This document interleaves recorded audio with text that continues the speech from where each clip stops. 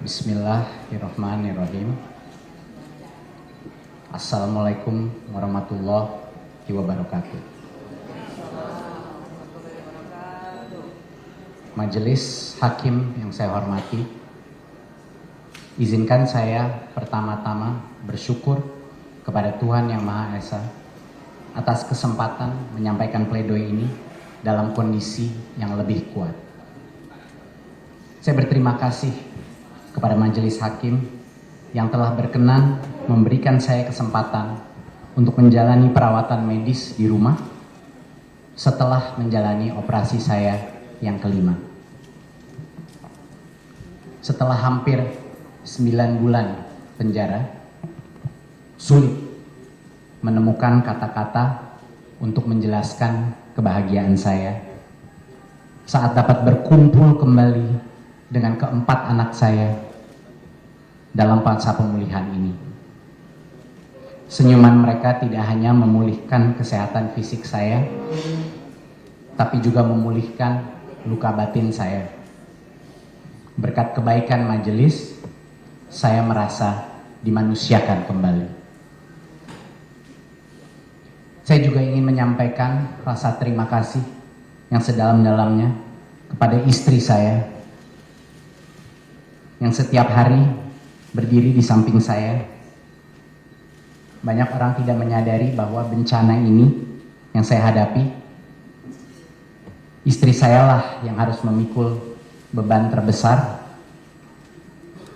bahwa keempat anak saya masih bisa bahagia meskipun kehilangan ayahnya adalah berkat ketangguhan istri saya. Terima kasih Franka untuk segala-galanya. Terima kasih juga untuk Bapak dan Ibu saya dan seluruh keluarga saya yang masih setia duduk di bangku ruang sidang tanpa mengenal letih. Kepada para dokter dan tim medis yang telah merawat saya selama masa tahanan dan masa pemulihan ini. Kepada para ojol yang senantiasa merangkul saya dan mewarnai ruang sidang. Kepada seluruh guru dan dosen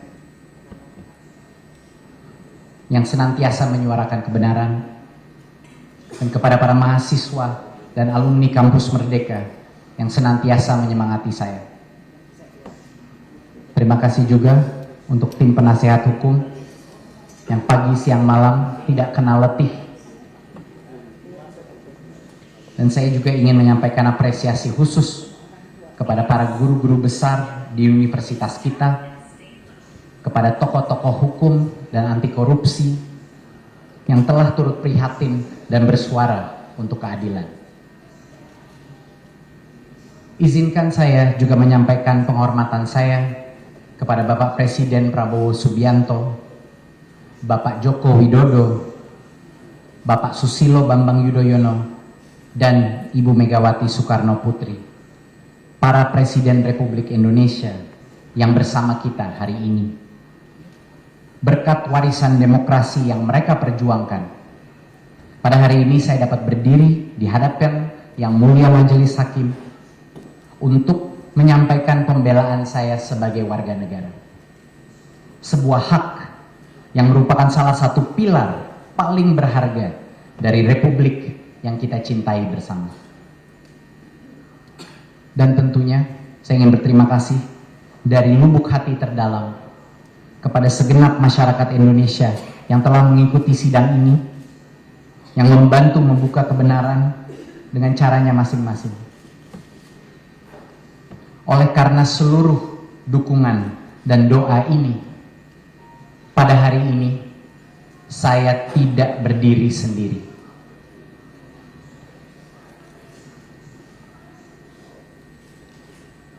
Yang Mulia, saya dan istri saya memutuskan untuk terbuka dan jujur mengenai situasi saya kepada ketiga putri kami, umur 6, 7, dan 8. Walaupun sulit bagi anak kecil mengerti konsep seperti pengadilan dan penjara, saya ingin membuka mata mereka terhadap apa yang dilalui ayahnya. Sehingga saat mereka besar, mereka bisa mengerti bahwa pengabdian kadang butuh pengorbanan. Di awal masa tahanan, dunia terasa seperti sudah berakhir. Saya sendirian dalam kurungan isolasi, seolah dibuang begitu saja. Kadangkala saya terbangun di tengah malam di rumah tahanan, dan untuk sekejap saya mengira bahwa ini hanya mimpi buruk. Dan sebentar lagi akan dibangunkan istri saya. Tapi yang saya lihat justru jeruji besi. Tetapi yang mulia, melalui pengalaman yang pahit ini, saya mendapatkan banyak sekali pembelajaran. Saat kebebasan dirampas, tidak ada tempat lain bertualang kecuali ke dalam diri kita sendiri. Saya belajar untuk bersabar, suatu hal yang sulit untuk saya. Saya belajar untuk memasrahkan diri kepada Allah di saat-saat yang tergelap. Dan dengan jalannya waktu, perlahan-lahan saya belajar untuk mengheningkan pikiran saya. Bagi yang belum mengalami penjara, penyiksaan terbesar bukanlah dirampasnya kebebasan, tetapi ketidakpastian yang menghantui pikiran kita dari pagi sampai malam. Bagaimana keluarga saya? Apa yang akan terjadi besok? Apakah dunia mengetahui apa yang sebenarnya terjadi? Penjara di dalam kepala kita jauh lebih menyakiti dari jeruji besi yang mengunci kita. Tetapi di dalam kegelapan itulah saya menemukan cahaya baru. Cahaya baru di dalam diri saya. Penjara melatih saya untuk dapat beriman dalam ketidakpastian. Karena itu, saya dapat berdiri pada hari ini tanpa rasa takut. Siap menghadapi apapun yang Allah akan berikan kepada saya. Hati nurani saya bersih karena kebenaran ada di sisi saya. Yang mulia Majelis Hakim, sejujurnya saya sampai saat ini masih mencoba mencerna apa yang sebenarnya terjadi dalam kasus saya. Seumur hidup saya mengira saya mengerti hukum. Paling tidak apa yang benar dan apa yang salah. Saya sudah memimpin perusahaan, memimpin kementerian, mengambil keputusan-keputusan besar tanpa pernah mengorbankan integritas saya.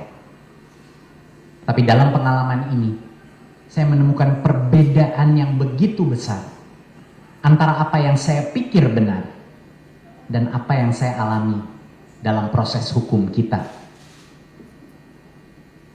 Saat ini, semua fakta persidangan sudah keluar dan masyarakat telah menonton alur persidangan. Para ahli dan saksi fakta sudah menyebutkan tidak ada unsur kerugian negara, tidak ada unsur perlawanan hukum, tidak ada unsur memperkaya diri sendiri, memperkaya orang lain maupun korporasi, dan tidak ada mens rea atau niat jahat. Saya belajar, apabila satu saja dari unsur ini tidak terbukti, maka terdakwa wajib bebas secara hukum. Dengan segala hormat, dalam kasus ini tidak ada satu pun dari unsur ini yang terbukti. Saya berharap Majelis Hakim dapat melihat bahwa ini bukan kasus di mana ada kesalahan administratif. Kesalahan administratif yang tidak saya sadari. Tidak ada kerugian yang disebabkan oleh kelalaian.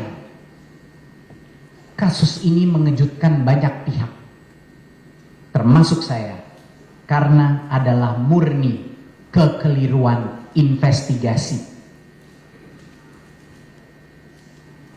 Majelis Hakim yang terhormat, kebijakan kementerian untuk memilih Chrome OS yang gratis secara mutlak telah menghemat pengeluaran negara Indonesia setidak-tidaknya 3,9 triliun rupiah.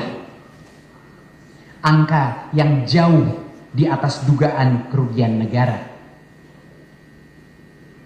Saat tim mempresentasikan rekomendasi mereka kepada saya, diestimasikan biaya paket sekolah kalau semua laptopnya Windows itu 148 juta per sekolah.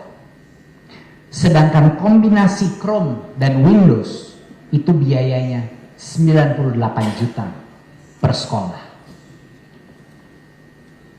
Kalau saya dinyatakan bersalah, apakah artinya negara berpendapat bahwa seharusnya kementerian memilih opsi yang lebih mahal? Inilah ironi dalam kasus ini. Saya dituntut 27,5 tahun di penjara untuk suatu kebijakan yang telah menghemat triliunan anggaran negara. Yang lebih mengejutkan lagi adalah fakta bahwa keputusan memilih Chrome OS itu bukan keputusan menteri. Saya tidak pernah menandatangani dokumen apapun yang berhubungan dengan pengadaan laptop Chromebook di bawah kementerian. Walaupun saya setuju dengan keputusan tim teknis yang telah menghemat anggaran begitu besar, kewenangan ini mutlak ada di level mereka. Saya dikaitkan dengan kebijakan ini hanya karena tim mengundang saya menghadiri satu meeting Zoom di tanggal 6 Mei 2020, di mana saya dipaparkan rekomendasi kombinasi Windows dan Chrome OS yang akhirnya diubah lagi di level tim teknis ke 100% Chrome OS tanpa sepengetahuan saya. Faktanya, secara hukum administrasi negara, ini bukan keputusan menteri. Dalam kasus ini, kausalitas antara kebijakan dan kerugian negara tidak ada. Kalaupun ada kerugian negara berdasarkan markup atau kemahalan laptop, pemilihan operating system yang gratis tidak mungkin menyebabkan kemahalan harga laptop, justru mengurangi harga. Faktanya jelas, hanya 3 pihak yang dapat menentukan harga beli laptop: vendor, LKPP, dan PPK Kementerian. Dalam sidang, semua vendor, PPK, dan saksi LKPP secara serentak menyatakan saya tidak pernah terlibat atau melakukan intervensi dalam proses pengadaan. Kalaupun ada korupsi dalam pengadaan, bukanlah yang seharusnya menjadi tersangka adalah ketiga pihak tersebut. Apakah ada satupun dari ketiga pihak ini yang dijadikan tersangka? Tidak. Dalam persidangan ditemukan aliran uang dari salah satu mitra vendor ke belasan pejabat pengadaan setelah pengadaan selesai sebagai uang terima kasih. Tapi tidak ada yang dijadikan tersangka. Disinilah awal dari proses tukar badan demi prestasi, demi ilusi penegakan hukum. Semua saksi yang menerima uang gratifikasi itu disulap menjadi saksi pemberat. Dan mungkin demi kebebasan mereka, BAP tertulis mereka mengikuti alur penyidik. Tapi alhamdulillah, di dalam persidangan, majelis pun merasa ini janggal.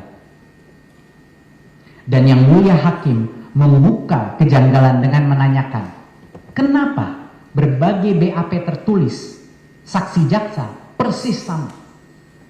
Seolah-olah di copy paste. Tapi kami melihat tangan Tuhan bergerak.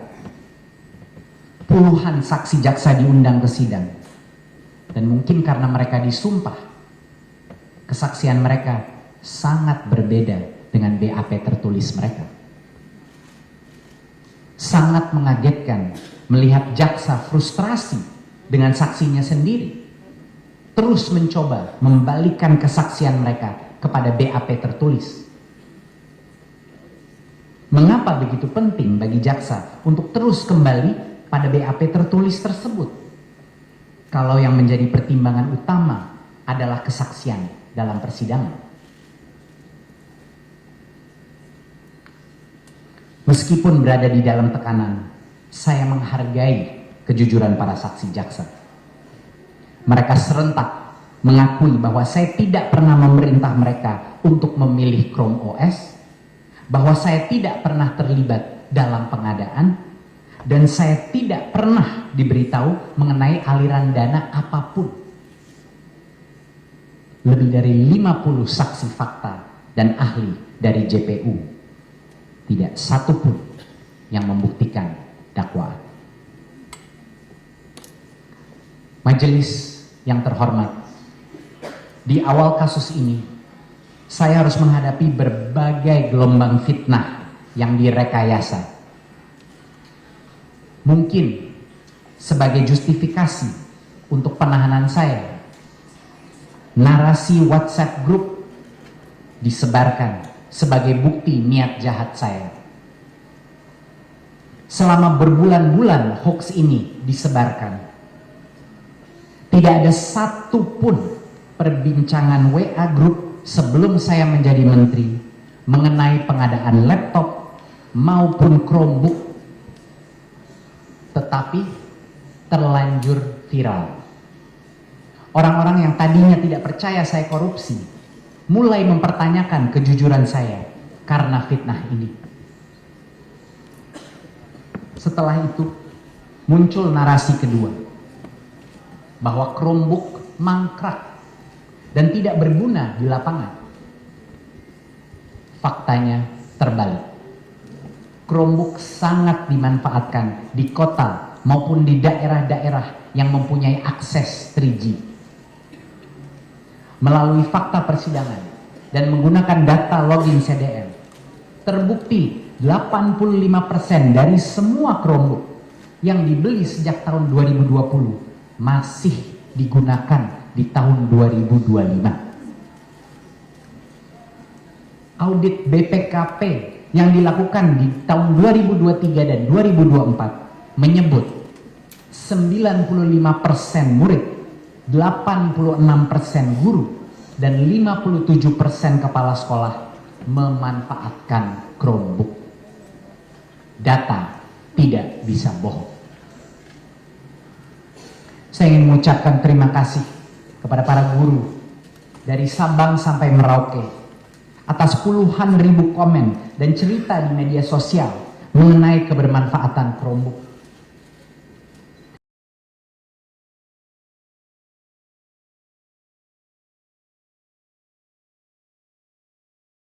Narasi angka potensi kerugian total loss 9,9 triliun lenyap, dan dakwaan terpaksa menggeser kerugian negaranya menjadi kemahalan harga laptop.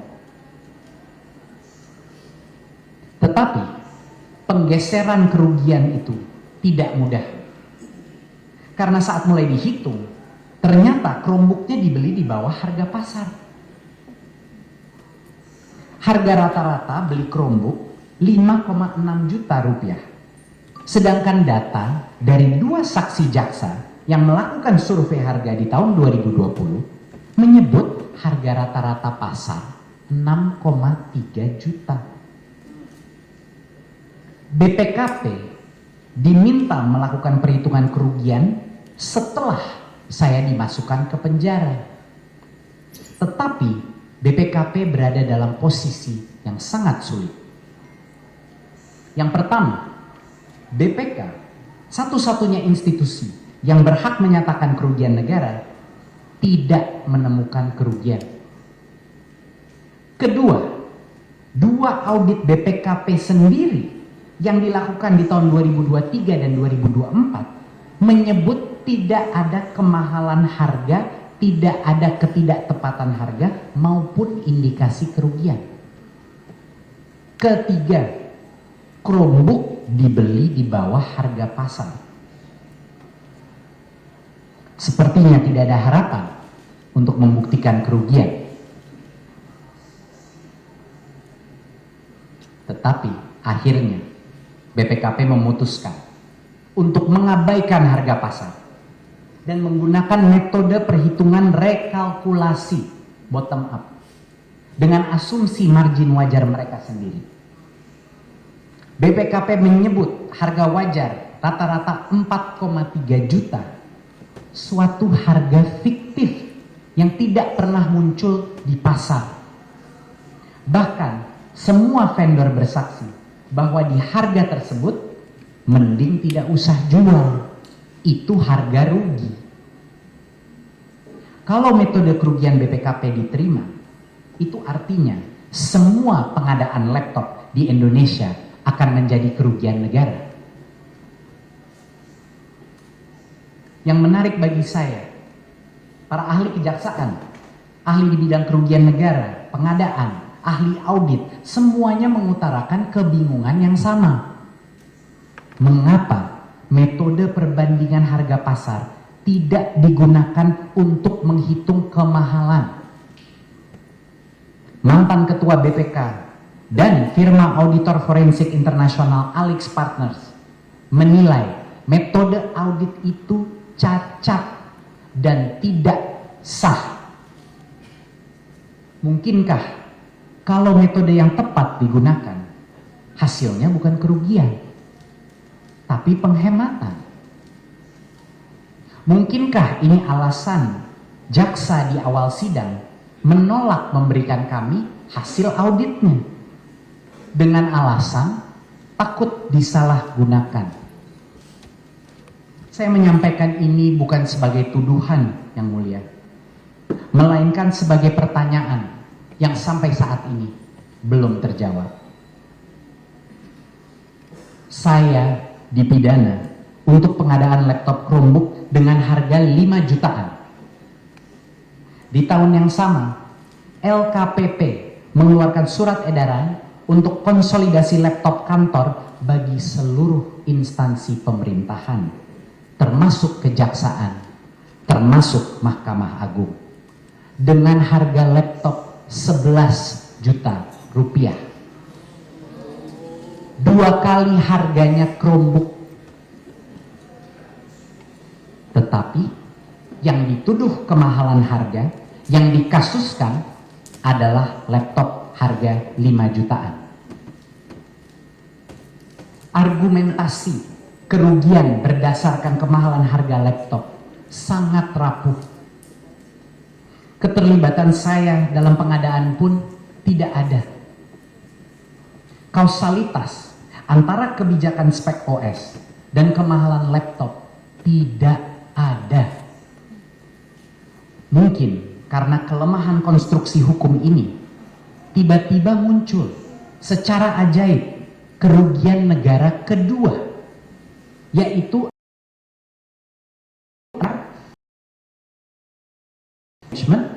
atau CDM yang dituduh tidak berguna.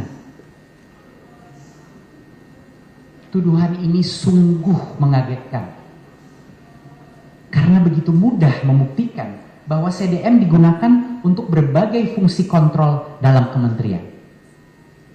Faktanya, hampir semua negara di dunia menyertakan CDM saat mengadakan Chromebook untuk sekolah.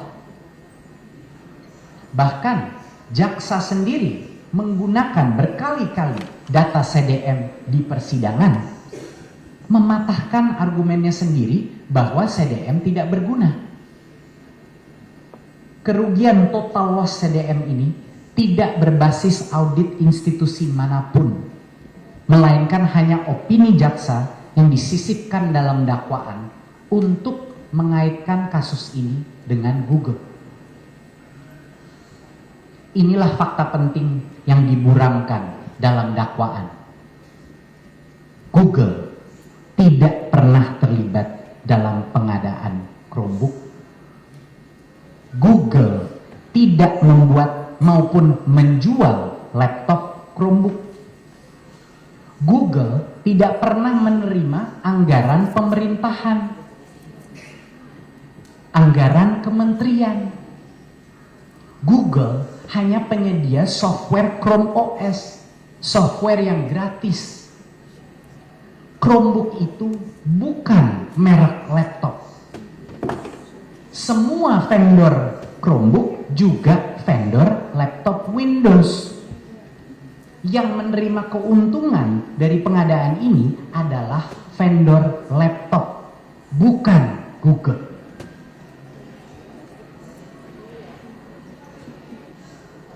Investasi Google kepada Gojek dan pengadaan Chromebook adalah dua kejadian terpisah yang tidak ada hubungannya. Namun hubungan itu dipaksakan di dalam dakwah. Mayoritas investasi Google ke Gojek sudah masuk sebelum saya menjadi menteri, bersamaan dengan puluhan investor lain yang juga menyuntikkan dana. Google hanya sebagian kecil dari total investasi yang digalang. Fakta ini seharusnya sudah bisa mematahkan narasi jaksa yang menuduh investasi Google adalah balas budi atas pemilihan Chrome OS. Yang mulia, investasi itu bukan suatu hadiah, di mana ada hutang budi yang harus dibayar kembali melalui modus lain. Investor membeli saham baru, perusahaan mendapat modal, pemilik saham lama terdilusi kepemilikannya. Tidak ada lagi hutang piutang, tidak ada quid pro quo atau keperluan balas budi. Saat menjadi menteri, semua hak suara saya, semua posisi saya di Gotoh sudah saya lepaskan. Secara hukum, semua tuduhan konflik kepentingan sudah tidak valid. Saat saya melepas posisi itu, status saya secara hukum berubah menjadi pemegang saham biasa. Seperti ratusan ribu pemegang saham Gotoh lainnya di Indonesia. Ahli hukum korporasi pun telah membuktikan bahwa pemegang saham biasa tidak dapat dikenakan konflik kepentingan kalau tidak ada unsur kendali. Majelis yang terhormat, Gotoh adalah perusahaan TBK dengan ratusan ribu pemilik saham, termasuk pejabat-pejabat pemerintah. Kalau saya dinyatakan bersalah atas konflik kepentingan hanya karena kepemilikan saham Gotoh, berarti semua menteri, semua pejabat negara yang memiliki saham Gotoh bisa dipidana kalau institusi mereka mengadakan barang atau jasa yang dimiliki salah satu investor Gotoh, seperti Google. Saya kasih contoh yang mulia. Astra International itu adalah investor Gotoh. Dengan logika yang sama, semua pengadaan mobil Toyota, Daihatsu, Isuzu, motor Honda di Indonesia otomatis akan menjerat pejabatnya kalau mereka terbukti memiliki saham Gotoh. Meta, pemilik Instagram dan Facebook, juga investor Gotoh. Dengan logika yang sama, setiap instansi akan menjerat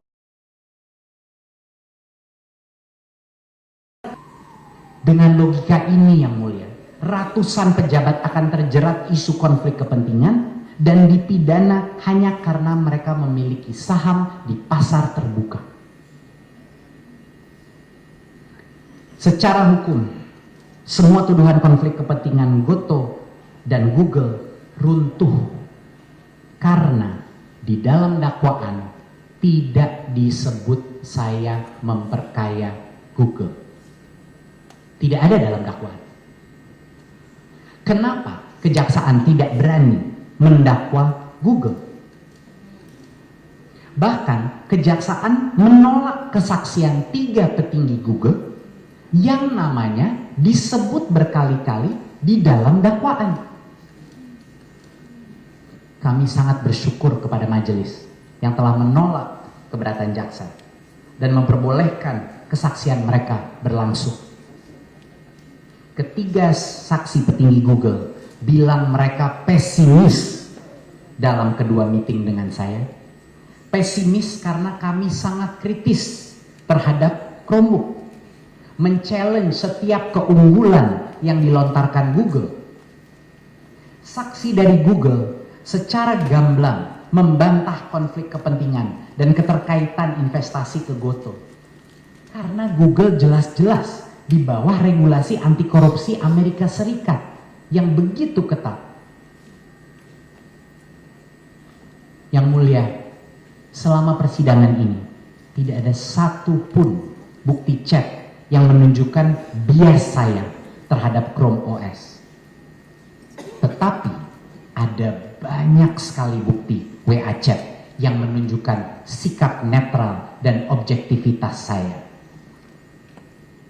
Dalam WA chat 6 Mei 2020, setelah saya diundang ke satu-satunya meeting internal mengenai Chromebook, saya menulis di grup Mas Menteri Kortim, please show both sides of the argument.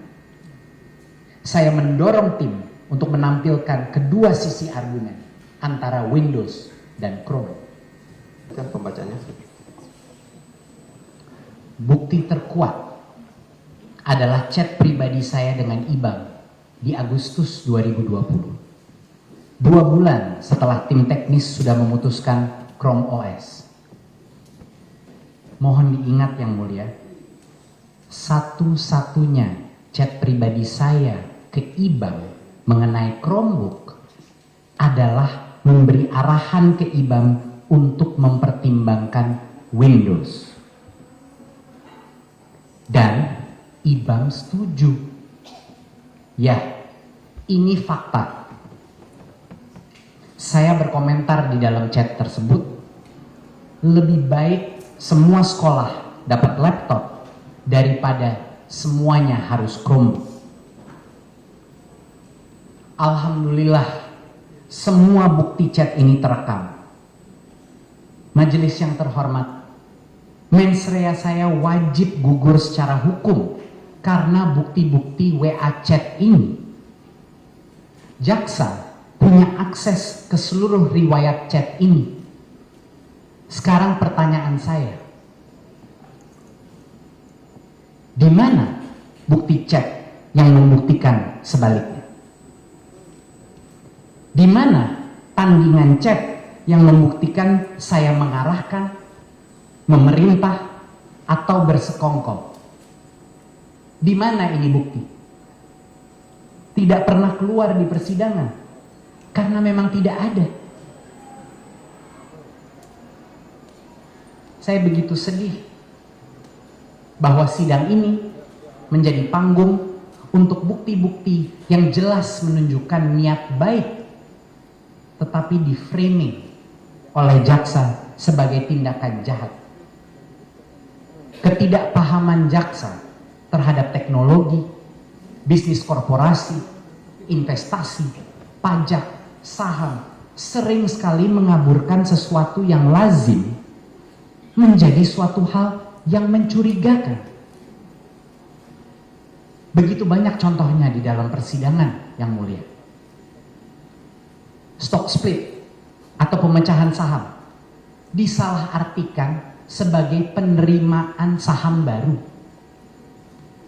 SPT pajak perusahaan disalahartikan sebagai bukti penerimaan pribadi.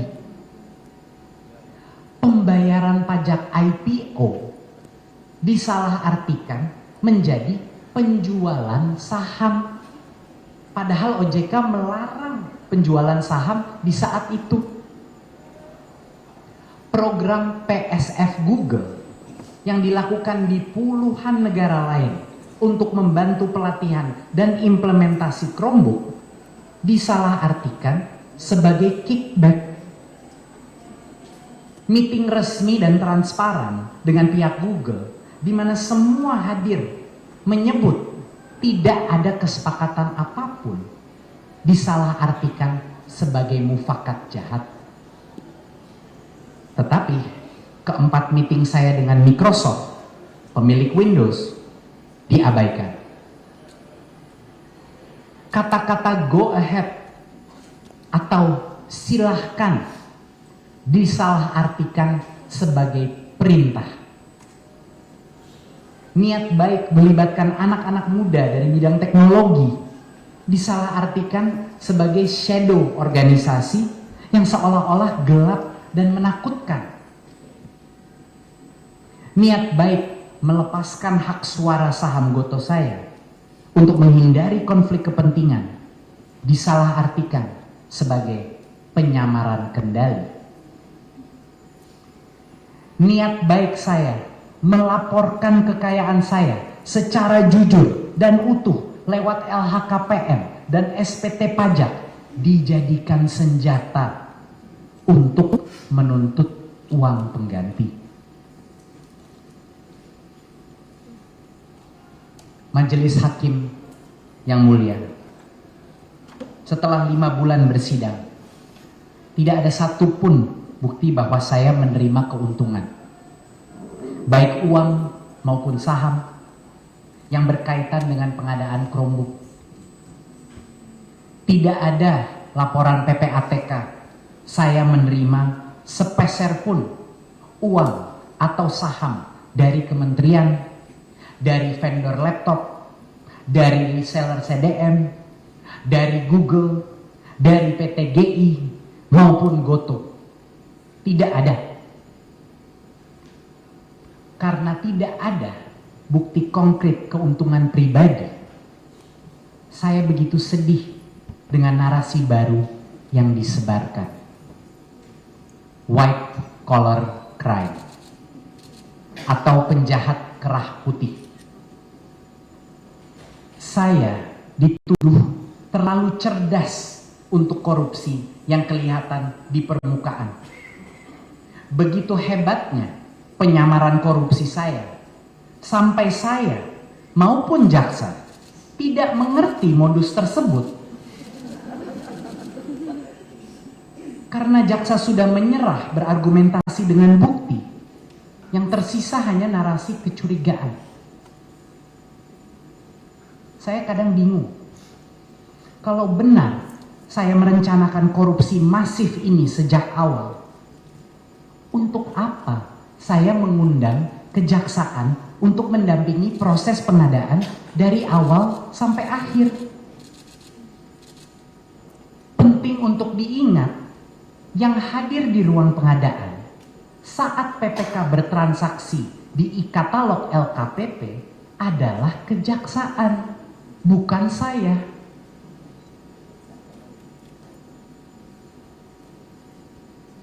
Kalau saya merencanakan korupsi, kenapa saya meminta BPKP mengaudit pengadaan Chromebook 2 kali? Kalau ada niat memanipulasi pengadaan, kenapa kementerian melaksanakan pengadaan lewat e-katalog LKPP, di mana kementerian tidak dapat mempengaruhi seleksi vendor maupun harga tayang? Koruptor macam apa yang akan mengundang 3 institusi eksternal untuk memeriksa hasil korupsinya? Dalam dakwaan, saya dituduh bersekongkol dengan terdakwa lainnya untuk meloloskan spesifikasi Chrome OS. Di mana bukti persekongkolan ini?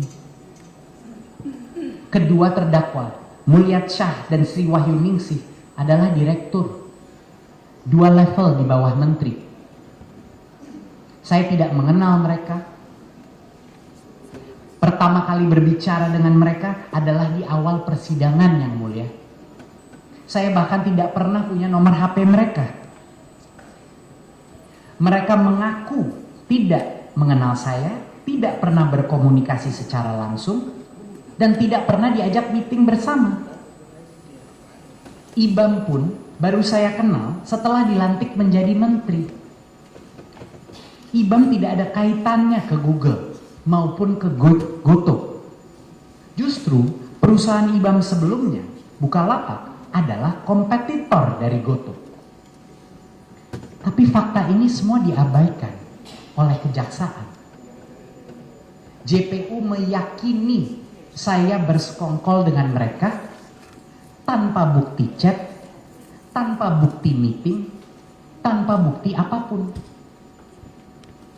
IBAM menyatakan bahwa dia diancam untuk memberikan kesaksian palsu saat tahap penyidikan.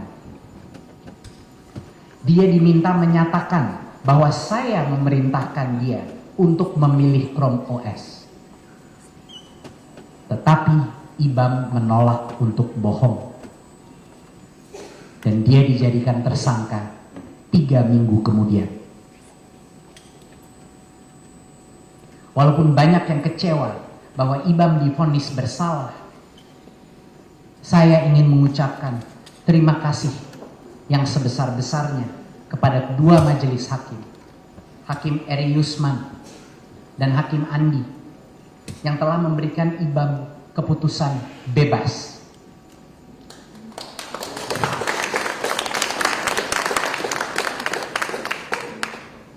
Keputusan IBAM adalah momen historis bagi hukum tipikor. Belum pernah setahu saya ada kasus besar di mana ada dua, bukan satu, ada 2 dissenting opinion yang bertolak belakang dengan vonis. Dan saya berdoa bahwa 2 suara tersebut menjadi pertimbangan utama bagi hakim lainnya dalam keputusan saya dan keputusan banding IBAM. Yang Mulia, banyak fakta yang sudah dibuktikan dengan dokumentasi yang kuat, tetapi diabaikan oleh JPU.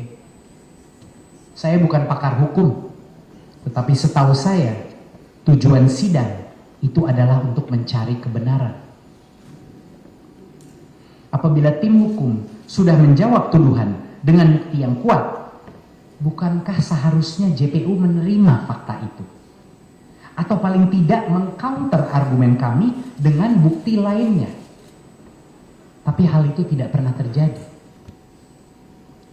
Contohnya, opini jaksa bahwa Chromebook tidak bisa digunakan tanpa koneksi internet yang stabil. Saksi guru Pak Arbi dari Papua langsung membawa Chromebook ke sidang, dimatikan internetnya, dan menggunakan Chromebook secara offline. Berbagai aplikasi dibuka dan digunakan di depan mata majelis. Chromebook bisa berfungsi 100% offline, meruntuhkan argumen bahwa Chromebook membutuhkan koneksi internet kuat untuk bisa dimanfaatkan. Tuduhan bahwa saya mengunci spek Chrome OS melalui Permendikbud DAK 5 tahun 2021 sudah berkali-kali dipatahkan. Permendikbud DAK ini adalah kekeliruan investigasi karena permen ini tidak ada hubungannya dengan pengadaan di kementerian. Ini adalah pedoman penggunaan DAK fisik Pemda. Anggaran dan pengadaan yang dilaksanakan Pemda secara hukum administrasi negara bukan tanggung jawab menteri.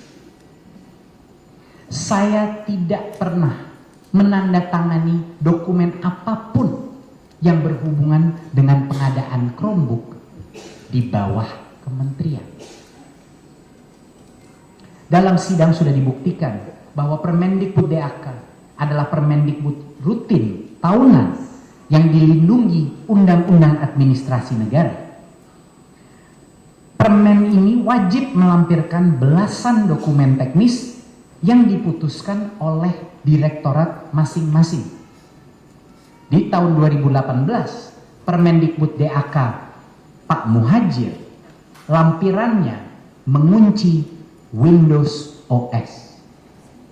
Di tahun 2020, Permendikbud DAK saya, lampirannya mengunci Windows OS.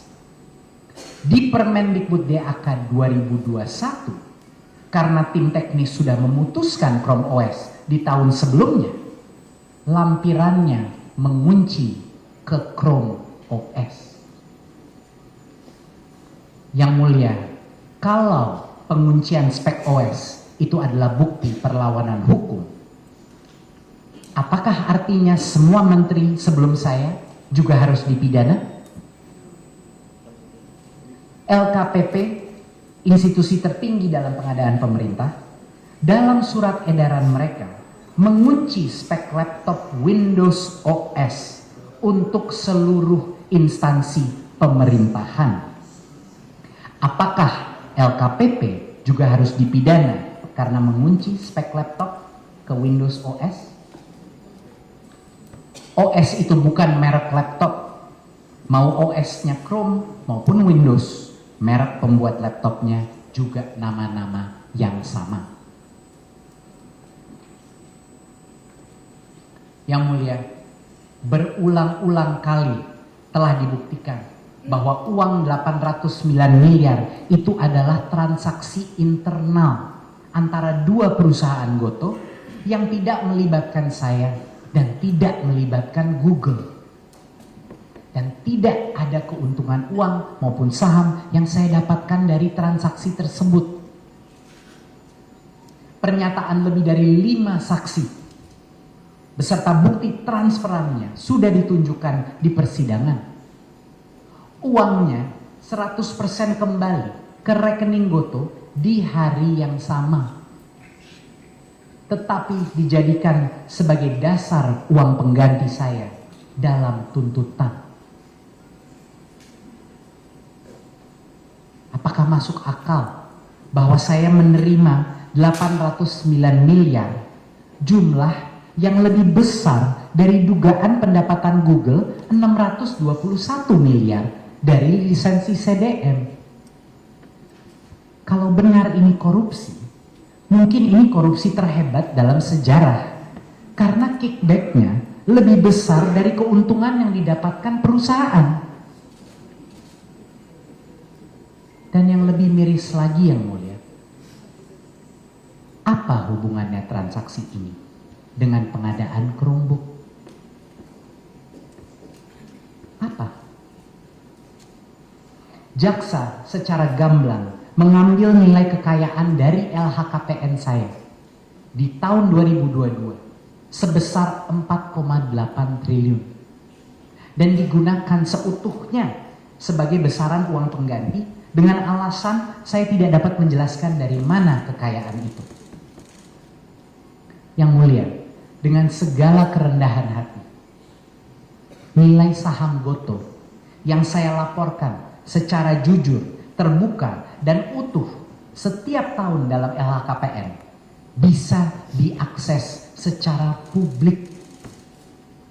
Semua pengamat pasar saham mengetahui bahwa harga saham Gotoh melambung saat IPO di tahun 2022, lalu turun drastis di awal 2023. 4,8 triliun adalah murni nilai kekayaan saya di atas kertas di puncak nilai saham saat IPO, dengan saham yang sudah saya miliki 5 tahun sebelum menjadi menteri.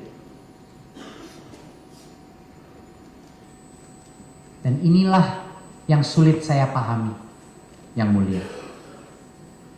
Tuntutan uang pengganti yang harus saya bayar adalah 3 kali lipat dari kerugian negara yang dihitung oleh BPKP. Dan 10 kali lipat dari nilai kekayaan saya di akhir masa jabatan. Pemahaman saya, uang pengganti itu harus dibuktikan aliran dana yang nyata, yang langsung berasal dari uang negara.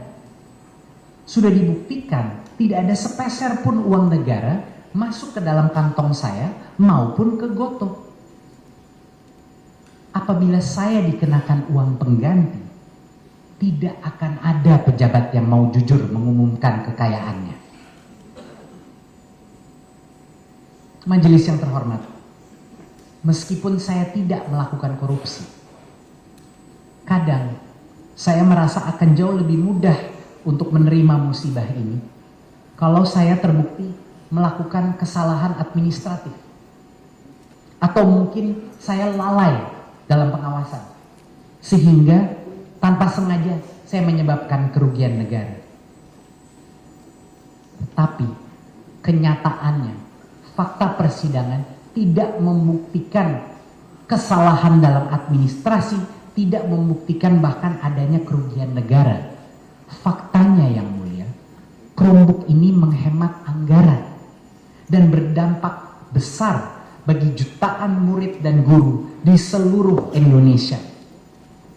Semua prosedur sudah dijalankan dengan azas keberhati-hatian. Sungguh miris bahwa dakwaan menyebut Chromebook tidak berdasarkan kebutuhan nyata. Padahal di masa COVID, hampir semua guru berteriak membutuhkan sarana TIK secara serentak. Yang mulia, saya sadar saya bukan pemimpin yang sempurna. Saya menjadi menteri di umur 35 tahun tanpa pengalaman di pendidikan, birokrasi, maupun politik. Di sektor swasta, semua itu serba cepat. Kejujuran berpendapat dihargai dan semua keputusan berdasarkan data. Di dalam pemerintahan, gerak cepat bisa beresiko. Kelugasan sering diartikan sebagai kesombongan. Dan banyak keputusan yang berdasarkan pertimbangan politik. Harapan saya dengan membawa profesional muda berprestasi masuk ke dalam pemerintahan, kementerian bisa menjadi lebih gesit dan lebih efektif. Walaupun strategi ini berhasil, yang tidak saya antisipasi adalah besarnya gesekan dari pihak internal yang merasa tersingkirkan. Banyak yang periuk nasinya terganggu. Banyak juga yang tersinggung karena mereka merasa tidak dihargai. Harus saya akui, saya memang amatir di bidang politik. Berbagai undangan acara saya tolak apabila tidak berhubungan langsung dengan program saya. Sehingga banyak sekali pihak yang tersinggung. Saya kurang sowan ke berbagai tokoh karena saya tidak memahami seluk-beluk peta politik. Dalam berbagai meeting, saya sering memotong basa-basi di awal pertemuan karena ingin masuk ke materi secepat mungkin dan terlihat tidak santun. Saya kadang pelit waktu dengan media karena saya merasa lebih penting kerja nyata daripada kelihatan bekerja. Di dunia profesional, semua perilaku ini dihargai. Tetapi di dalam pemerintahan, ini menimbulkan persepsi angkuh, kurang berbudaya, dan kurang santun. Ini adalah kesalahan saya saat menjabat menjadi menteri. Saya lupa bahwa jabatan menteri itu adalah jabatan politik, di mana hubungan baik lintas institusi dan organisasi harus menjadi prioritas. Saya begitu gigih melakukan transformasi dengan cepat. Saya tidak merangkul pihak-pihak lama dalam upaya perubahan tersebut. Saya meremehkan ritual politik. Padahal itulah yang dapat membuat perubahan yang berkesinambungan. Karena didukung semua pihak. Saran saya untuk generasi berikutnya yang sedang mempertimbangkan untuk mengabdi kepada negara, temukanlah keseimbangan antara profesionalisme dan tata krama politik. Karena gesekan kecil bisa menjadi dendam besar. Yang mulia, pengadaan laptop hanya satu bagian kecil dari program digitalisasi pendidikan. Banyak yang mungkin tidak menyadari bahwa hal yang lebih krusial adalah pengembangan platform teknologi yang terpadu, yang bukan hanya memberikan akses belajar, materi belajar dan mengajar, tetapi menutup celah korupsi dan kerugian negara. Penggunaan teknologi meningkatkan seluruh transparansi, transparansi anggaran, transparansi kegiatan. Namun banyak sekali pihak yang tidak menginginkan transparansi tersebut. Platform Merdeka Mengajar, aplikasi yang digunakan lebih dari 2 juta guru di Indonesia, menghilangkan berbagai acara pelatihan offline berbayar yang menguntungkan berbagai pihak. Triliunan anggaran yang biasanya dikerahkan untuk pelatihan kurikulum lenyap dengan pelatihan gratis via aplikasi. Asesmen nasional berbasis komputer yang beralih dari materi hafalan ke logika dan nalar kritis menutup lahan bisnis bimbel dan buku soal yang terus membebani orang tua, dan menutup jual beli bocoran soal yang menjadi sumber pendapatan banyak oknum. Pemutahiran siplah atau e-commerce untuk sekolah menutup celah permainan anggaran antara oknum Pemda dan kepala sekolah di daerah. Dengan digitalisasi PPG online dan seleksi kompetensi P3K online, permainan bawah meja untuk mendapatkan sertifikasi dan status ASN lenyap seketika. Yang mulia, teknologi bukan hanya menjadi alat perubahan. Teknologi adalah senjata terbaik melawan korupsi dan bocornya anggaran pendidikan. Mohon tidak ada pertanyaan. Ironi terbesar dari kasus ini adalah selama saya menjabat, saya terus berjuang melawan korupsi dengan mendigitalisasi segala tata kelola sistem pendidikan. Transparansi yang saya bangun itu ternyata dilawan balik. Seperti yang dikatakan seorang mantan dirjen saya dan budayawan, masa lalu sedang menyerang masa depan. Inilah konflik yang sedang terjadi di seluruh negara kita. Masa lalu sedang bertengkar dengan masa depan. Kelompok yang ingin perubahan bentrok dengan kelompok yang ingin menjaga status quo. Saya yakin bukan hanya saya yang merasakan gesekan ini. Di seluruh Indonesia, dalam setiap institusi, dalam setiap komunitas, gesekan ini terjadi. Bagi anak muda di luar sana yang telah berupaya melakukan perubahan, ketahuilah ini, kalian tidak sendirian. Dan walaupun jalan hidup kalian sering terasa penuh dengan tantangan, sadarilah bahwa perasaan itu dialami oleh setiap penggerak perubahan di sejarah negara kita. Keresahan adalah cikal bakal dari perubahan. Yakinilah itu. Yang mulia, seluruh hidup saya frustrasi dengan persepsi bahwa negara kita terus diremehkan di luar negeri. 16 tahun saya hidup di luar negeri. Jarang sekali orang mengenal Indonesia. Saya kembali ke tanah air untuk berkarya. Karena saya percaya pada potensi bangsa kita. Dan saya ingin kita dihormati dunia. Saya mendirikan Gojek bukan untuk menciptakan unicorn. Tetapi karena saya melihat potensi para ojek yang selalu diremehkan orang lain. Saat itu, banyak orang melihat ojek sebagai sumber permasalahan di jalanan. Tetapi saya melihat ojek sebagai sumber daya manusia terpenting untuk ekonomi kita. Di awal perjalanan Gojek, saya pun ditertawakan. Sudah jauh-jauh sekolah di Harvard, malah buat bisnis ojek.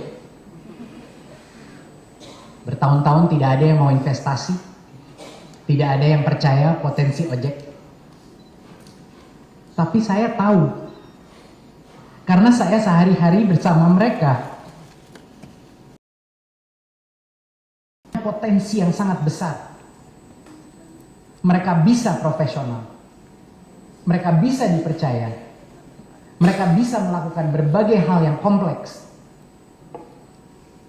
Saya tidak melihat ojek sebagai driver, saya melihat ojek sebagai manusia yang kalau diberikan kesempatan, kalau diberikan dukungan teknologi, bisa menjadi pilar ekonomi bangsa.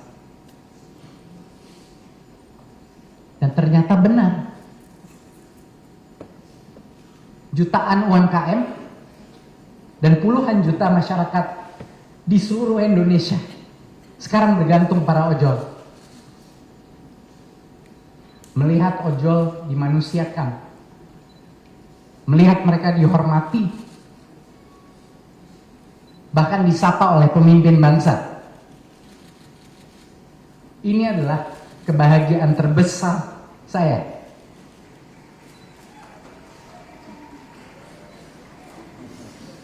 Inilah yang menjadi misi hidup saya. Menyadarkan setiap orang atas potensi di dalam dirinya. Menanyakan kebutuhan mereka dan mencatat kritik-kritik mereka.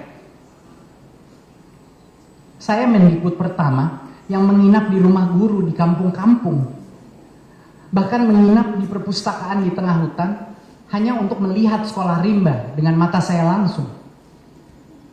Dari interaksi ini, saya melihat potensi yang luar biasa dari guru-guru kita yang jarang dilihat banyak pemimpin.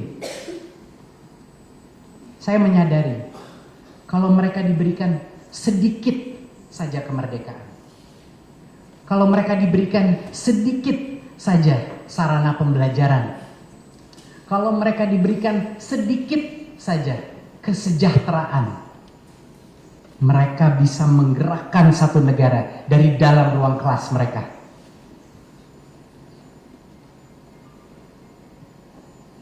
Dalam setiap sesi diskusi di daerah dengan guru, hampir selalu ada beberapa guru yang menangis kepada saya. Mereka tidak menangis karena gaji mereka rendah. Mereka tidak menangis karena fasilitas mereka tidak memadai. Mereka menangis karena mereka baru menyadari apa artinya menjadi guru yang merdeka. Mereka menemukan kembali filsafat Ki Hajar Dewantara dalam dirinya setelah bertahun-tahun sekedar hanya menjalankan administrasi pendidikan. Mereka menyadari bahwa tugas mulia mereka adalah memerdekakan potensi setiap murid di kelasnya. Banyak sekali kepahitan yang saya alami sebagai menteri, tetapi kebahagiaan terbesar saya adalah bertemu guru yang menemukan kekuatan besar dalam dirinya yang belum pernah mereka sadari. Itulah kenapa saya menerima amanah sebagai Menteri Pendidikan. Itulah kenapa saya melakukan digitalisasi pendidikan. Bukan untuk menambah kekayaan saya, bukan demi ambisi politik. Saya mengabdi murni untuk menjaga masa depan negara yang saya cintai. Banyak yang berkomentar sejak kasus ini dimulai. Salah Nadiem cuman satu, kok mau menjadi menteri padahal sudah nyaman di Gojek. Saya mau menanggapi komen ini dengan pertanyaan sederhana. Kalau semua orang berprestasi menolak amanah untuk mengabdi karena sudah nyaman, apa jadinya masa depan negara kita? Justru karena saya sudah dianugerahi Allah dengan kemampanan finansial, rasa tanggung jawab saya kepada negara menjadi lebih besar. Itulah mengapa saya mempertaruhkan segala-galanya. Keuangan saya, reputasi saya, ketenangan hati saya dan keluarga saya untuk mengabdi kepada negara. Kesempatan mencari uang akan selalu ada di hidup saya. Tetapi kesempatan melakukan lompatan besar untuk generasi penerus bangsa hanya akan datang sekali dalam hidup.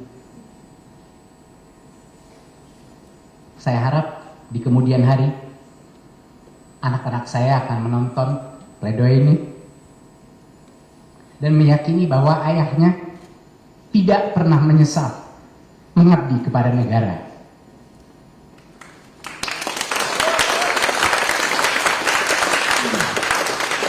Mohon tidak tepuk tangannya. Tetapi saya juga manusia. Bayangkan betapa hancurnya hati saya dengan semua pengorbanan finansial dan waktu yang telah saya lakukan selama 5 tahun. Setelah mendapatkan penghormatan tertinggi negara, Bapak Presiden, untuk pengabdian saya, hadiah yang saya dapatkan adalah jeruji besi.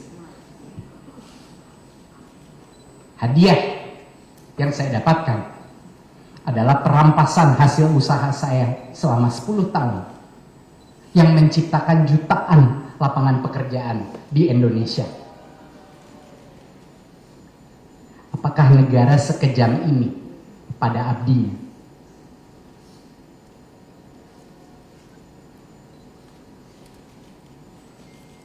Saat saya menerima amanah menjadi menteri, saya berharap saya bisa memotivasi anak-anak muda lainnya untuk mengabdi kepada negara.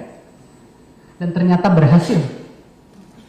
Ratusan anak muda mulai bergabung di pemerintah, mengorbankan gaji besar mereka untuk mengabdi.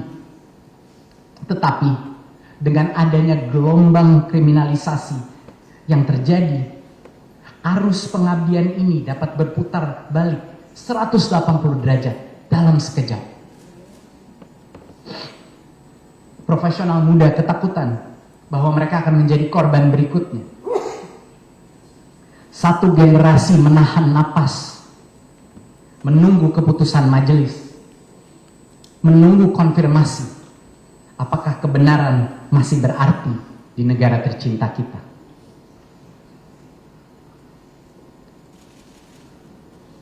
Bukan hanya profesional muda, pejabat negara maupun investor juga menggigit jari menunggu keputusan majelis.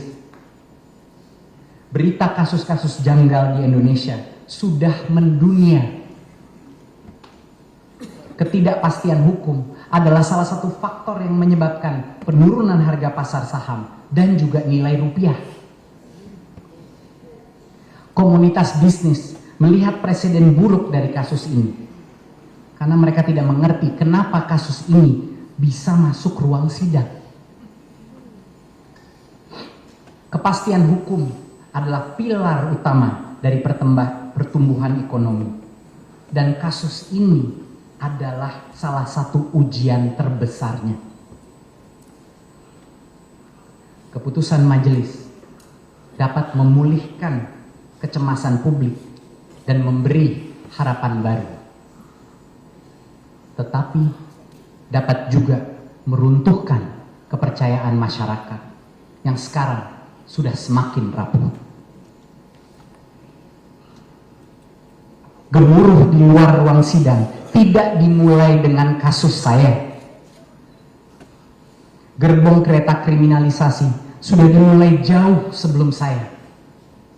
Pak Tom, Bu Ira, Amsal, Ibang, dan puluhan lainnya yang sampai saat ini belum dibebaskan. Belum pernah saya melihat begitu banyak aktivis anti korupsi serentak menyuarakan alarm keras bagi aparat penegak hukum di Indonesia. Banyak kasus-kasus yang senyap dalam pemberitaan, senyap dalam pembelaan. Orang-orang jujur yang terbawa dalam arus deras kriminalisasi yang berkedok sebagai penegakan hukum.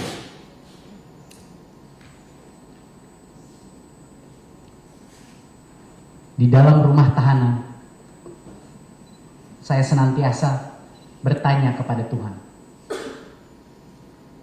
mengapa ini terjadi? Hari ini saya mendapat jawabannya. Saya sadar bahwa musibah ini sebenarnya adalah amanah mulia yang dibungkus dengan tragedi. Mungkin Allah ingin saya berdiri di sini pada hari ini bukan sebagai korban, melainkan sebagai saksi. Saksi atas apa yang sedang terjadi kepada terlalu banyak orang baik di negeri kita. Kasus ini bukan lagi mengenai satu orang yang dizolimi. Saya dipenjara atau tidak, saya dimiskinkan atau tidak, itu sudah di tangan Tuhan dan di tangan yang mulia. Tapi momen ini, momen dalam sejarah ini milik kita semua.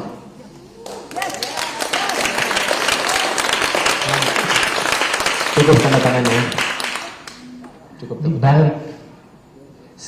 Di balik setiap kekecewaan kita sebagai warga negara Indonesia, di balik setiap jeritan kita untuk keadilan, adalah suara batin halus yang menandasi kritik tersebut. Semua kritik datang dari kepedulian, dan semua kepedulian datang dari rasa cinta. Kami berteriak untuk keadilan karena rakyat masih cinta dengan negara ini. Saya masih cinta dengan negara ini. Negara ini negara yang kuat, yang akan meruntuhkan negara ini bukan kelangkaan pekerjaan, bukan kelangkaan investasi, bahkan bukan kelangkaan talenta. Yang akan meruntuhkan negara ini adalah kelangkaan harapan. Majelis yang terhormat, di tengah segala kesulitan yang dialami negara kita, yang mulia diberikan kesempatan untuk memberikan harapan baru untuk Indonesia. Dengan rasa hormat, dengan segala kerendahan hati, saya mohon kepada majelis hakim, berikanlah harapan itu kepada kami.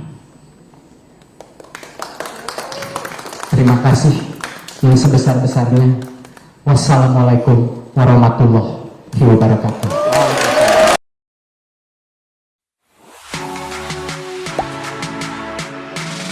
Gak sempet baca? Dengerin aja, klik icon text to speech di okezone.com.